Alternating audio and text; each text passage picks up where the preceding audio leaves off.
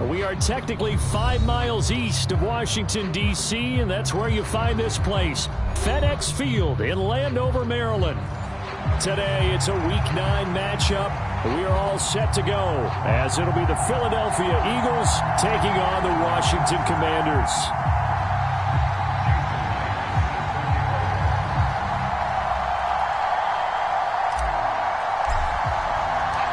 The first 2 months of the regular season down. What will the final 2 bring us as we're off in Week 9? And no return here to start. It's a fair catch, and they will set up shop at the 25.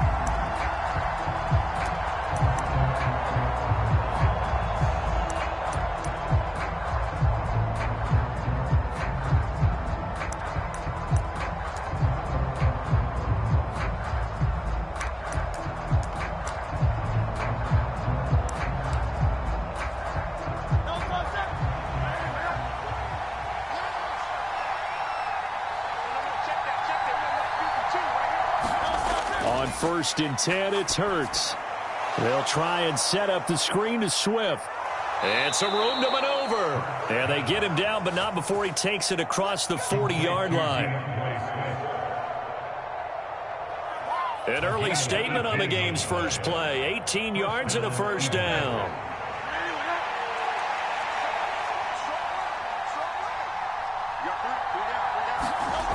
Throwing is Hurts.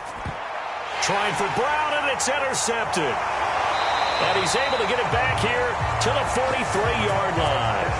Well, that is a quick lesson on how difficult this defense is to throw against an interception on their initial drive of the ballgame. Now we know why their offensive staff spent the entire week awake trying to prepare for this one, because you can't totally shy away from throwing the football.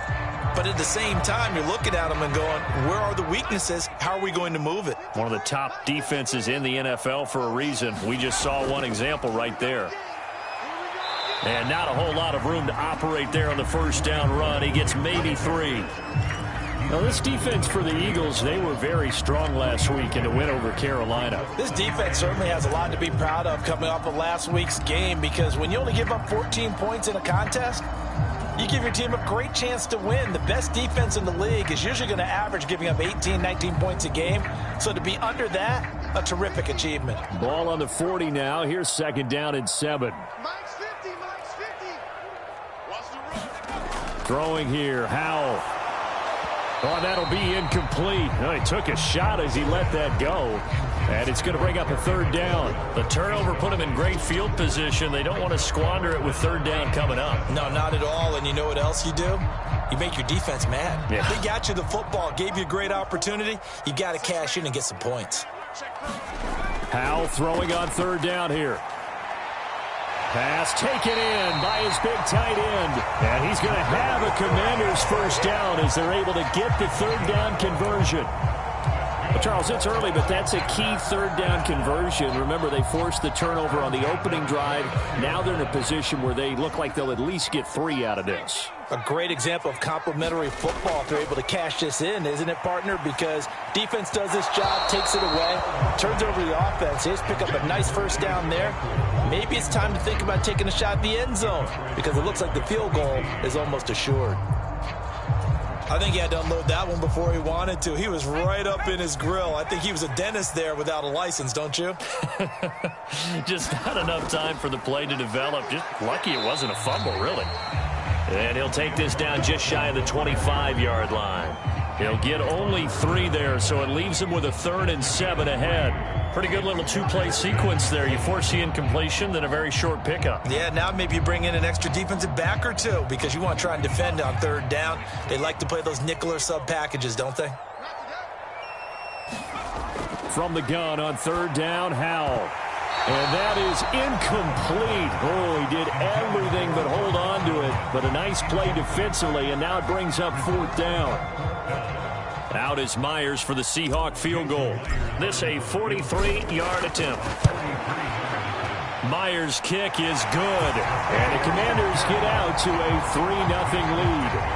So an opening drive field goal maybe doesn't whip this crowd into a frenzy, but I think that they will take the early lead. There's no doubt about it. They will always take the early lead, and maybe that celebration comes later if they play well and they can break things open. But right now, this is all about letting the offense just get settled in. Already at the line, this Philly offense set to go. Their second drive here, the ballgame, Charles. Remember last time they threw the interception, but the defense held up. It bent a little but didn't break, only giving up the 3 points. Yeah, obviously they left some points on the table there their last time out, but boy, they have to thank their defense for holding the opposition just 3 after they threw the pick. Their turn now. Back out on the field, put together a good drive, and get some points of their own. One play has them up past the 40 already, and another 1st and 10. First carry for DeAndre Swift. And he'll be pretty well stopped in his tracks. Give him a yard up to the 42. Oh, there's plenty of traffic waiting for him up the middle. But give him credit, he tried barreling through anyway. They're fortunate to get a yard out of that one. From the 42-yard line, here's the 2nd down and 9.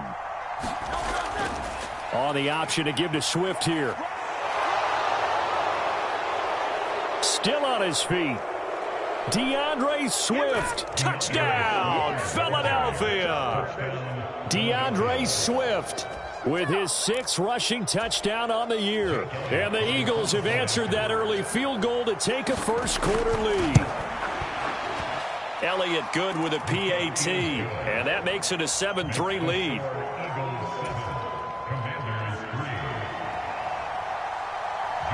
Now after the touchdown, here's Elliott on to kick it away. Returning from his end zone is Ty Johnson. And ultimately cannot get this out to the 25-yard line as he's dropped at the 23.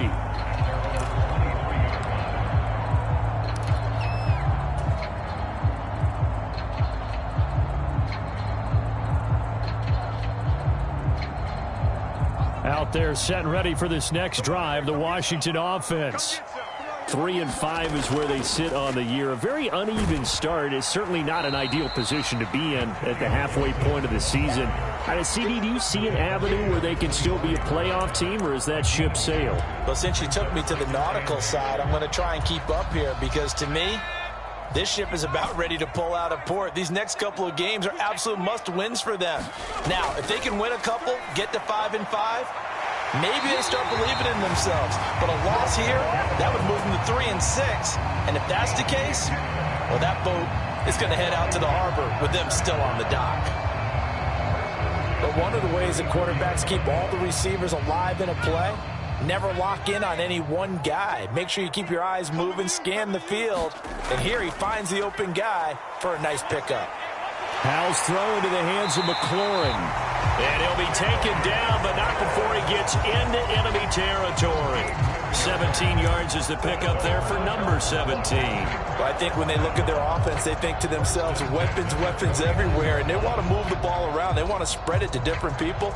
But you absolutely know they want to get this man involved as well, and that's what they just did on that play. On 1st and 10, it's Robinson. And he can only manage to get a couple. 2nd and 8 coming up. Well, any lane that might have been open there was closed pretty quickly, and that was because the defensive front, they won that battle at the point of attack at the line of scrimmage. They used great leverage, held their spot, and stacked him up. Howell's throw there, hauled in by Claypool. Call it a gain of 6 on the play. And now 2 yards to go on 3rd down.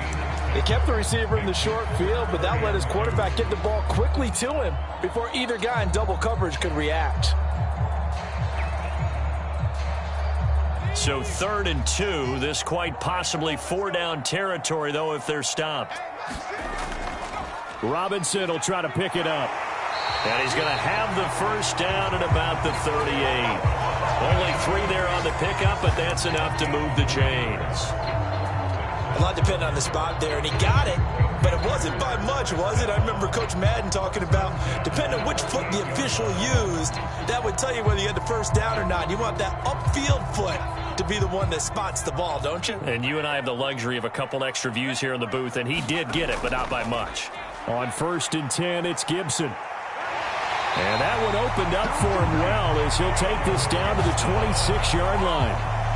12 yards is the pickup, and it's good for a Washington first down. But they're getting ready to go to work now in prime real estate after that last run. Found his spot and picked up nice yardage, didn't he? And now he's got him knocking on the door of the red zone. They had to settle for 3 last drive, hoping this second go-around ends in 6. In good position, 1st and 10. Howell's throw complete here on target to Tunyon. They get him to the ground right on the cusp of the red zone after a pickup of 5 or 6. After one, 7-3 the score on EA Sports.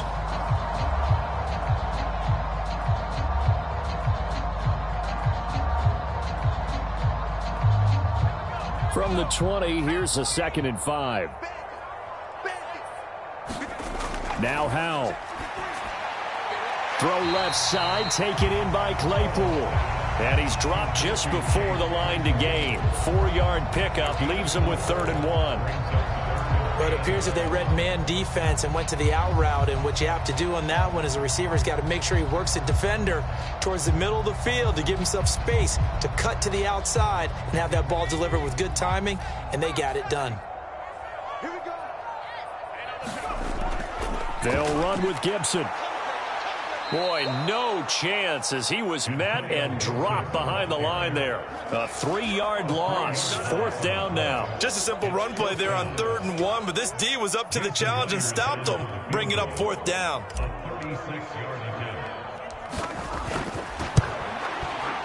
And that is no good. And that will keep this a 4-point game. Wow, that qualifies as a bad miss because anything inside of 40 should be automatic. That's a big mistake right there. The Eagles offense set to begin their next drive. And, Charles, if the season ended today, and it's not going to, we still have December left. More football. We're only in November. But they would be a wild card team. And that's great. They'd be in the playoffs, but you know they're trying to bump up to be one of those division leaders. That guarantees you at least one home game in the playoffs, and that's what you're really seeking.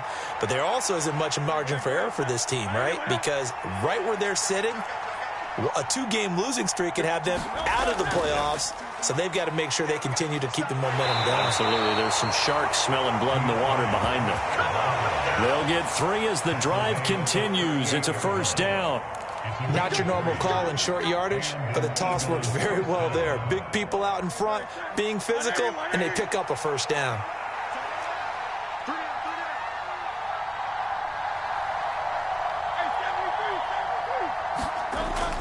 They go play action with Hurts. And the Washington pressure gets to him, and he will go down. He couldn't get rid of it. He takes a sack for a loss of 6 to bring up 2nd down. I think a lot of time when we see a sack, you say, well, you blame it on the offensive line, the quarterback, but here, maybe you just tip your hat to the defender. What a play. Yeah, and I think sometimes they just get a sense of the play before the ball's even snapped. Kind of like a sprinter anticipating the gun in a race. They're off, and guess what? The quarterback's down. And a good quarterback facing zone coverage, if he has just a little bit of time to survey the scene, that's what's going to happen. No doubt about it. If there's no pressure, he's going to continue to pick them apart because he'll have all. This time for Smith, and it's intercepted.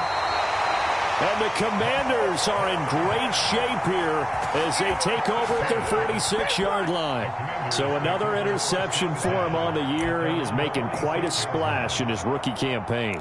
And most linebackers feel they're lucky if they get 1 or 2 of these a year, because once you start getting to 3, 4, and 5, that's when you know you've got a special player and someone the quarterbacks have to account for.